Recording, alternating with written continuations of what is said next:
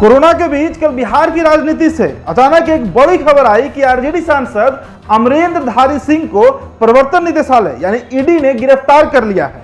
यह गिरफ्तारी दिल्ली के डिफेंस कॉलोनी इलाके से हुई है। उनकी गिरफ्तारी का कारण फर्टिलाइजर घोटाला बताया जा रहा है और अब गिरफ्तारी के बाद ईडी की जो टीम है वो उनसे इस संबंध में पूछताछ करने जा रही है। एडी सिंह की गिरफ्तारी से आरजेडी में हलचल तेज हो गई है और बिहार की राजनीति भी बहुत गर्म हो चुकी है। तो अब यहां पर दो सवाल उठते हैं कि पहला तो यह सवाल है कि कौन है अमरेंद्रधारी सिंह, जिन्हें एडी सिंह भी कहा जाता है, और दूसरा सवाल यह उठता है कि आखिर इस घोटाले की सच्चाई क्या है ये फर्टिलाइजर घोटाला जिसमें 650 करोड़ के गबन का बात कहा जा रहा है। हम बताएंगे आपको। दरअसल अमरेंद्रधारी सिंह बिहार राजनीति का बहुत बड़ा नाम नहीं है। सांसद वो जरूर बन गए हैं राजद पार्टी की तरफ से, पर आज भी आप किसी बिहार के दूर से दूर गांव में जाकर उनका नाम पूछ लीजिएगा तो शायद ही कोई व्यक्ति होगा जिसे पता होगा कि कौन है एडी सिंह। और अचानक से उनका नाम 650 करोड़ के घोटाले में आना सबको चौंका दिया है।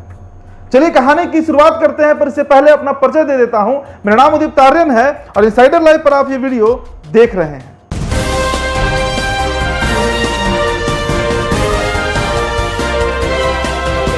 शुरुआत करते हैं अमरेंद्रधारी सिंह के परिचय से। दरअसल अमरेंद्रधारी सिंह पटना जिला के विक्रम के रहने वाले हैं और अहमद पटेल के ये बहुत करीबी माने जाते हैं। वे एक बड़े व्यापारी हैं, बहुत बड़े व्यापारी हैं, साथ ही साथ जमींदार भी हैं।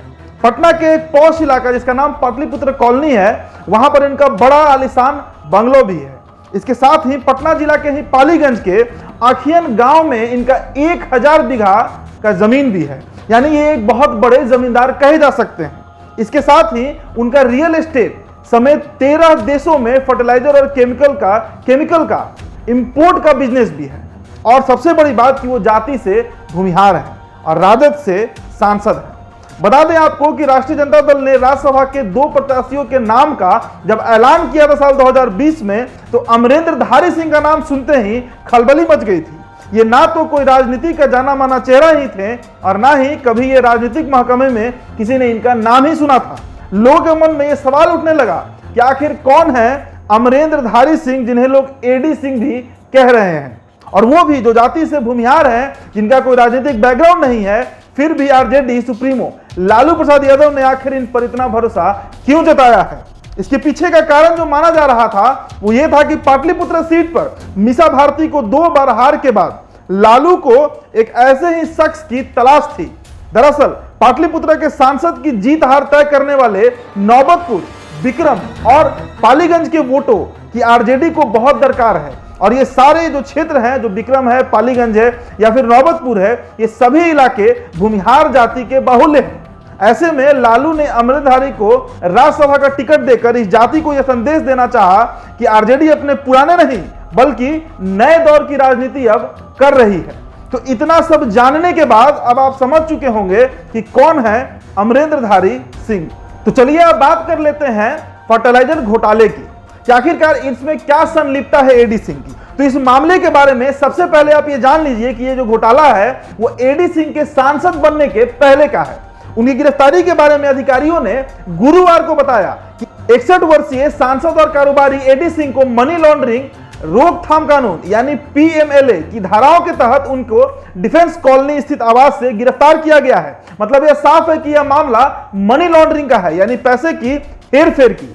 इस पूरे मामले पर ईडी और संबंधित अधिकारी जो बता रहे हैं, हम उसी बुनियाद पर आपको सारी जानकारियां जो हैं वो साझा करने जा रहे हैं। अधिकारियों ने बताया है कि केंद्रीय जांच ब्यूरो यानी सीबीआई 2007 से 14 के बीच इफ्को के प्रबंधक निदेशक यूएस अवस्थी और इंडियन पोटास लिमिटेड के प्रबंधक निदेशक प्रबंधर सिंह गहलोत के प्रवासी भारतीय बेटों और अन्य द्वारा विदेशी आपूर्तिकर्ताओं से कथित तौर पर 685 करोड़ रुपए का अवैध कमीशन हासिल करने के मामले की जांच कर रहा है।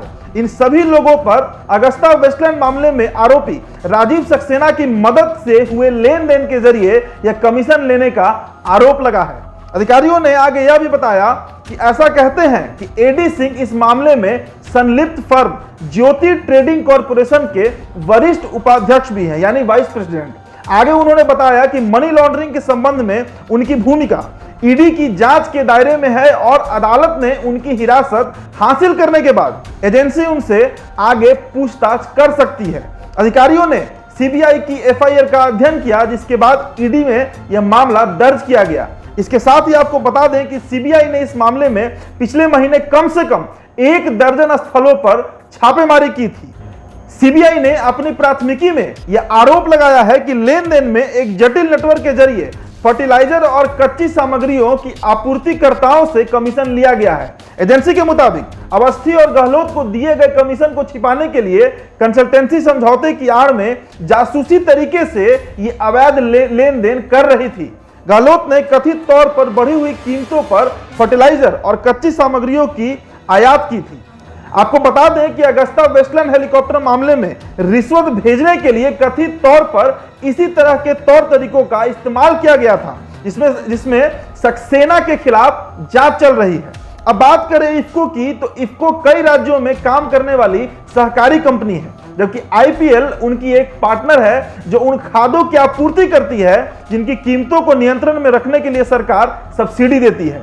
सीबीआई का आरोप है कि 2007 से 14 के बीच ऊंची सब्सिडी हासिल करने के लिए अवस्थी और गहलोत ने एक आपराधिक साजिश के तहत विभिन्न विदेशी आपूर्तिकर्ताओं से बढ़ी हुई कीमतों पर खाद का आयात किया, जिनमें दोनों के कमीशन शामिल थे। सीबीआई के मुताबिक कमीशन के पैसे अमेरिका में रहने वाले अवस्थी और गहलोत के बेटे के जरिए भारत से बाहर भेजे गए। प्राथमिक की माने तो सक्सेना और उसके सहभागियों ने अपने समूह की कंपनियों के खाते और जैन गहलोत के बेटे विवेक, अवस्थी के बेटे अमोल एंड एडी सिंह के निजी खातों में 60 रुपए प्रति डॉलर की लेन देन पर करीब 685 करोड़ रुपए यानी लगभग 11.43 करोड़ डॉलर का अवैध कमीशन हासिल किया है।